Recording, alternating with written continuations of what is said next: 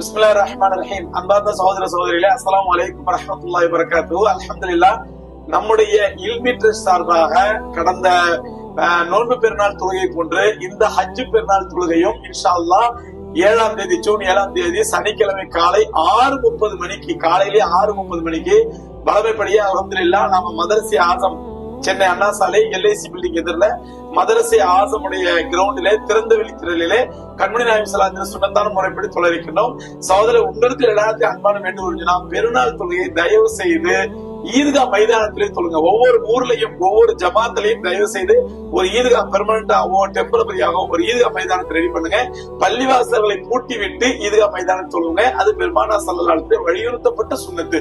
ஏன்னா பெருமானார் ஸல்லல்லாஹு அலைஹி வஸல்லம் 2 பெருநாளுமே, நோன்பு பெருநாள் ஹஜ் பெருநாள் 2 பெருநாளுமே மஸ்ஜித் நபவி எவ்வளவு புனிதமான இடம்.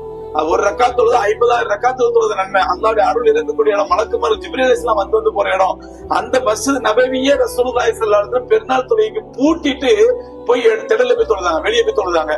இப்படி சொன்ன சில பேரு, ரசூலா பூட்டினாங்களா, பூட்டு போட்டாங்களா, தொழுகை நடக்கலன்னா என்ன அர்த்தம்? இல்லடா ரசூலுல்லாஹி அங்க ஒரு ஜமாத் நடத்துறாங்க, மஸ்ஜித் நபியில ஒரு ஜமாத், திடல்ல ஒரு ஜமாத். அப்படி நடக்கல. மஸ்ஜித் நபி தொழுகையை நிறுத்தி விட்டு, தொழுகையை பூட்டி விட்டு பெருமானார் ஸல்லல்லாஹு திடல்ல போய் தொழுதாங்க. இப்படி தொழுது சொன்னா சில பேர் சொல்லுவாங்க, இல்ல ரசூலா காலத்துல மஸ்ஜித் நபியில இடம் பற்றாக்குறை இருந்துச்சு, இடம் பத்தல, அதனால போய் திடல்ல போய் தொழுதாங்க. இதனால பள்ளிவாசல்ல இடம் இருக்குது அப்படிங்கிற இது அபத்தமான வாதம், பைத்தியகரத்தனமான வாதம். இது சஹாபாக்களை கொச்சைப்படுத்தக்கூடிய வாதம். ஏன்னு சொன்னா, நம்மள மாதிரியா சஹாபாக்கள் 5 வேளை தொழுகை தனி, வருஷம் தனி, பெருநாளைக்கு மட்டும் வர சஹாபாக்கள் தனி, அப்படியே இருந்தானோ? அப்படி இல்ல. ரசூலுல்லாஹி ஸல்லல்லாஹு அலைஹி காலத்துல சஹாபாக்கள் 5 வேளை எந்த சஹாபாக்கள் தொழுதாங்களோ அந்த சஹாபாக்கள் தான் பெருநாள் தொழுகை தொழுதாங்க. பெருநாள் தொழுது சஹாபாக்கள் தான் 5 வேளை தொழுதாங்க. அப்ப 5 வேளை தொழுகையில ஏற்படாத இடப்பற்றாக்குறை பெருநாள் தொழுகை மட்டும் எப்படி ஏற்படும்? நம்ம ஊர்ல இருக்கிற மாதிரி 5 வேளைக்கு ஒரு சப்பு வரும், ஜும்மாக்கு பள்ளியாசல் ஃபுல்லாகும், பெருநாளைக்கு தான் எல்லாம் ஃபுல்லாகும் அப்படிங்கிற மாதிரி சஹாபாக்கள் இல்லையே. அதனால இது அபத்தமான வாதம். பெருநாள் தொழுகையை திடல்ல போய் தொழுதுங்க, ஈதுகா மைதானம் தொழுங்க.